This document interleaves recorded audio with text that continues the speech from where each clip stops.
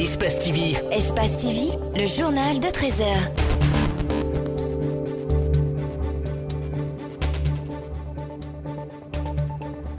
2 milliards 200 millions de dollars américains investis en 8 ans dans le secteur des infrastructures routières. Le ministre des Travaux publics a fait cette annonce au cours de la conférence de presse qu'il a tenue ce lundi. À seulement quelques mois de la saison des grandes pluies dans la région forestière, la route Djegedou-Kontembadou reste toujours impraticable pour les usagers. La réhabilitation de ce tronçon est financée par le fonds Coessien, mais les travaux peinent à démarrer.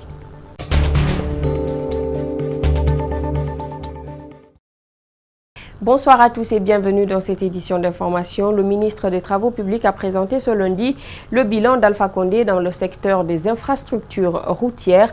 À 8 ans, ce sont 2 milliards 200 millions de dollars américains qui ont été investis. Cet investissement a permis la construction de nouvelles routes, la réhabilitation des routes nationales et voiries urbaines, de routes préfectorales et de ponts. Dans la réalisation de ces projets, c'est près de 300 000 emplois directs créés. Pour continuer sur cette lancée, Moustapha Naïté soutient que la Guinée a besoin de stabilité sociopolitique et une justice fiable. Mamadou Kalisso, Aboukoria Kourma. Fin 2010, la Guinée n'avait que 146 km de voiries urbaines bitumées.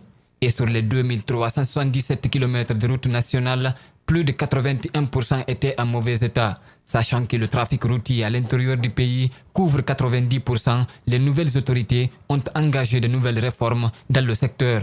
C'est ainsi, entre 2011 à nos jours, 2 milliards 200 millions de dollars américains ont été investis. Selon Moustapha Naïté, cela a permis la création d'emplois. Plus de 320 000 emplois temporaires directs ont été pourvus depuis 2011 uniquement avec les travaux routiers. Ce chiffre est forcément en deçà de la réalité économique engendrée par la politique des grands travaux lorsqu'on sait que sur le long des axes objets des travaux se développe une économie locale de chantier. Vu l'état de dégradation avancée des routes, le gouvernement a fait le choix de réhabiliter d'abord celles qui existent. Des critères ont été établis pour sélectionner les axes à réhabiliter ou reconstruire. Ces critères portent sur l'importance de la route, sur l'économie, la densité de la circulation, mais aussi le degré de dégradation. Avec ces critères, nous avons réhabilité et ou reconstruit où les travaux sont encore en cours ou vont démarrer pour certains plus de 2000 km de routes nationales. Selon le ministre des Travaux publics, de 2011 à nos jours, en comptant les travaux en cours ou à démarrer, c'est 1236 km de routes nationales bitumées et 2366 km de routes réhabilitées, 5215 km de routes préfectorales, 3216 mètres linéaires de ponts, entre autres. Grâce à ces projets, le taux de dégradation est passé de 81% en 2010 à près de 21% en avril 2018. Ce taux va logiquement baisser une fois que les travaux qui sont en cours vont prendre fin. On retient également l'augmentation substantielle du bitumage de nos voiries urbaines et la construction d'ouvrages de franchissement, sans compter la reprise effective et sérieuse des travaux d'entretien courants et périodiques de nos routes, toutes catégories confondues.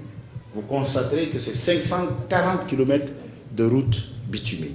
La Guinée ne peut plus financer la construction des infrastructures routières. Pour bénéficier des financements extérieurs, il faut un système judiciaire fiable, une stabilité sociopolitique, souligne Moustapha Naïté. Ailleurs, ce sont de grands groupes privés de BTP qui financent, construisent et gèrent les grands projets lorsque les bons indicateurs macro et les préalables cités existent.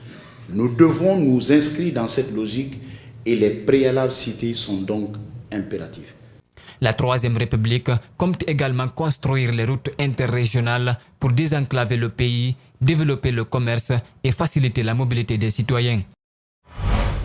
Tout n'est pas rose sur le terrain malgré les efforts fournis par le ministère des Travaux publics dans la réhabilitation des routes. Dans la capitale, des réalisations sont en train d'être faites, même si à l'intérieur du pays, le mauvais état des voiries s'oppose avec acuité aux usagers. Malik Sandiana Kamara et Ibrahima Sori Kamara ont rencontré un expert du domaine. Suivez. Les travaux d'urgence entamés par le ministre Naïté ont considérablement amélioré la circulation routière à Conakry. Bien avant, Ces voiries urbaines étaient presque toutes impraticables. Sur la qualité des travaux réalisés, ce spécialiste en ponts et chaussées n'a aucun doute. Ce qui est en train de faire, en tant que technicien, j'avoue que vraiment le rythme est bon, l'allure est bonne. Moi j'apprécie particulièrement le fait que sur certaines routes qu'on avait l'habitude de ne pas du tout considérer comme étant en mauvais état, parce que relativement praticable, je voudrais parler des routes revêtues. Actuellement, on fait ce qu'on appelle le resurfaçage. Habitué des routes guinéennes, Bala Moussa Konaté porte par ailleurs un regard critique sur celle de l'intérieur du pays. Pour lui, beaucoup d'efforts sont fournis par le gouvernement, mais il reste beaucoup à faire. La route la plus importante aujourd'hui en Guinée, c'est la nationale numéro 1, entre Koya et Daboula. Heureusement qu'il y a un projet qui est déjà là-dessus pour sa reconstruction.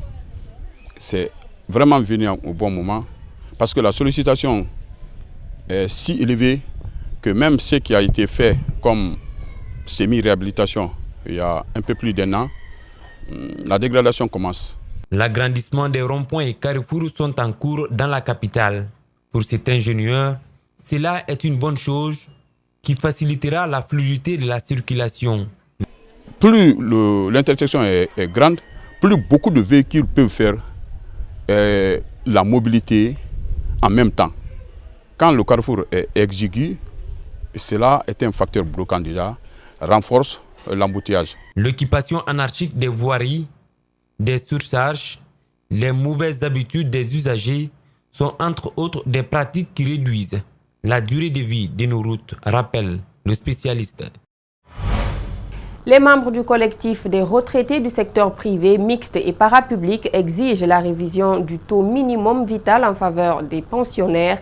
Dans une déclaration en faveur des retraités immatriculés à la Caisse nationale de la sécurité sociale, ils demandent l'application effective du décret du chef de l'État qui traite de cette question. Mariam Fodé Kamara, Ouminatou Sidibé, Abdoulaye Kamara. Ces retraités qui ont mené plusieurs démarches sans suite ont décidé de se faire entendre. Dans une déclaration rendue publique, ils exigent le paiement avec effet rétroactif de 16 mois de rappel.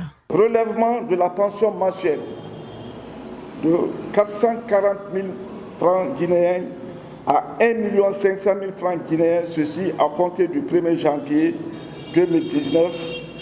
Le paiement de toutes les pensions à la CNSS au plus tard le 25 du mois en cours. Prise en charge des frais médicaux et soins de santé de tous les retraités pensionnés à la CNSS. Ces retraités accusent le directeur général de la Caisse nationale de la sécurité sociale de se montrer indifférent à leur situation et jouer au trafic d'influence.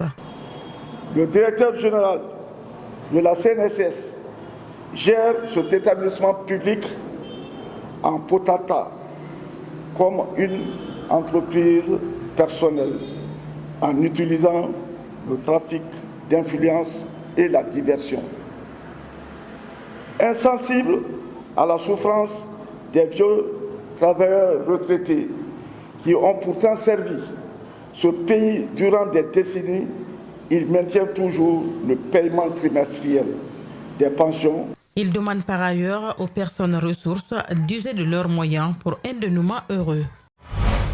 Il a été prouvé que les régions de Kindia et de Kankan ont les indicateurs les plus faibles dans le domaine de la santé maternelle, néonatale et infantile. Un atelier donc a été tenu à Kindia sur l'orientation des cadres du niveau intermédiaire et du niveau opérationnel des structures de santé à la base. L'objectif, améliorer l'utilisation des services de santé au-delà des productions maternelles, néonatales et infantiles. Mamadou Sadio Baldé. Le renforcement de l'offre de santé. Des kits sont préparés pour servir les postes de santé, des hôpitaux et de centres de santé. Une liste de médicaments traceurs sera émise en faveur des structures sanitaires. Il y aura également le renforcement de capacité des agents de santé locaux.